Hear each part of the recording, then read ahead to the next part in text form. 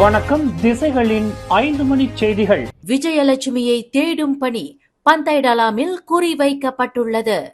Kuala Lumpur மஸ்ஜித் இந்தியாவில் நடைபாதை பாதாளத்தில் விழுந்து நீரில் அடித்து செல்லப்பட்ட ஓர் இந்திய பிரஜையான விஜயலட்சுமியை தேடும் பணி பந்தைடலாமில் உள்ள கழிவுநீர் சுத்திகரிப்பு மையத்தில் இன்று திங்கட்கிழமை 2வது நாளாக மேற்கொள்ளப்பட்டு வருகிறது.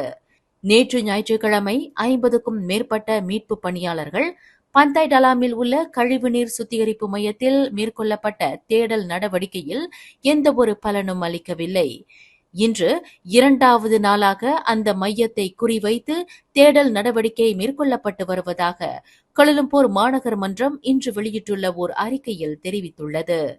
கோலாலம்பூர் மாநகரில் கழிவு நீரை பாதாள சாக்கடை கால்வாய்கள் வாயிலாக கடைசியாக கொண்டு சேர்க்கப்படும் இடமாக பந்தைடலாமில் உள்ள கழிவுநீர் சுத்திகரிப்பு மையம் விளங்குகிறது. விஜயலட்சுமியை தேடும் இந்த நடவடிக்கையில் தீயணைப்பு மீட்பு படையினர், பொது தற்காப்பு படையினர் மற்றும் இண்டா வாட்டர் கன்சோர்டியம் பணியாளர்கள் ஈடுபட்டு வருகின்றனர். அந்த கழிவு நீர் சுத்திகரிப்பு மையத்தில் இருந்து 69 மீட்டர் தூரத்தில் பொருத்தப்பட்டுள்ள சல்லடை கம்பிகளில் தேங்கி நிற்கும் திடப்பொருட்களை நொறுக்கி திரவமாக மாற்றும் ஜெட்டர் இயந்திரத்தை இலக்காக கொண்டு சோதனை செய்யப்பட்டு வருவதாக கோலாலம்பூர் மாநகர் மன்றம் தனது அறிக்கையில் தெரிவித்துள்ளது.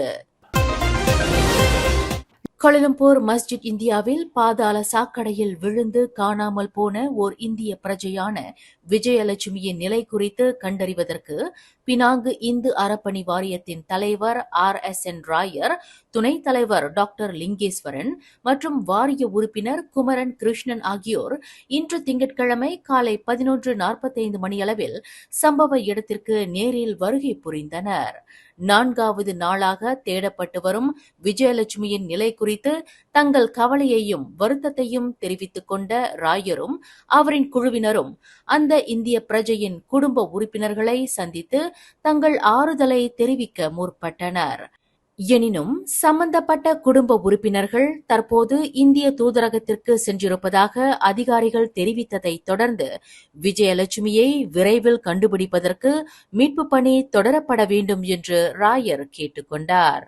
விஜயலட்சுமியை கண்டுபிடிக்கும் முயற்சி தொடர்பில் ஆக கடைசியான நிலவரம் குறித்து சம்பவ இடத்தில் காணப்பட்ட டாங்வாங்கி மாவட்ட போலீஸ் தலைவர் ACP ஜுலிஸ்மி எஃப்என்டி சுலைமான், ஜுலுத்தோங் MP-யான ராயருக்கும் டாக்டர் லிங்கேஸ்வரனுக்கும் குமரன் கிருஷ்ணனுக்கும் விளக்கம் தந்தார்.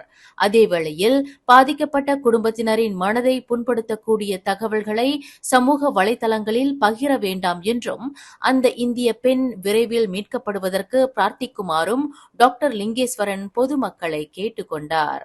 தவிர பாதிக்கப்பட்ட குடும்பத்தினருக்கு நிதி உதவி தேவைப்படுமானால் பினாங்கு இந்து அறப்பணி வாரியம் உதவிகரம் நீட்ட தயாராக இருப்பதாக RSN ராயர், டாக்டர் லிங்கேஸ்வரன் மற்றும் குமரன் கிருஷ்ணன் ஆகியோர் தெரிவித்தனர்.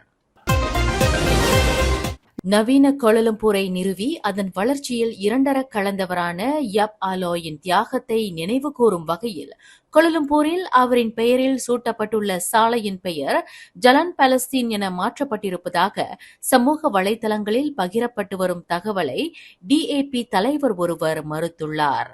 ஜலான் யப் ஆலோய் சாலை ஜலான் பாலஸ்தீன் என மாற்றப்பட்டிருப்பதாக கூறப்படும் தகவல் உண்மைக்கு புறம்பானதாகும் என்று DAP-யை சேர்ந்த பாங்கி நாடாளுமன்ற உறுப்பினர் ஷாரெட்சான் ஜோஹான் விளக்கம் அளித்துள்ளார்.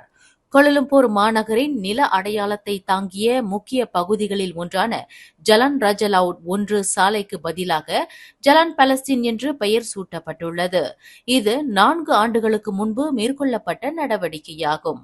ஆனால் ஜலான் யப் ஆலோய் சாலை ஜலான் பாலஸ்தீன் என தற்போது பெயர் மாற்றம் செய்யப்பட்டதாக கூறப்படுவது வேண்டுமென்றே கட்டவிழ்க்கப்பட்டுள்ள புரளியாகும் என்று அந்த MP விளக்கம் தந்துள்ளார்.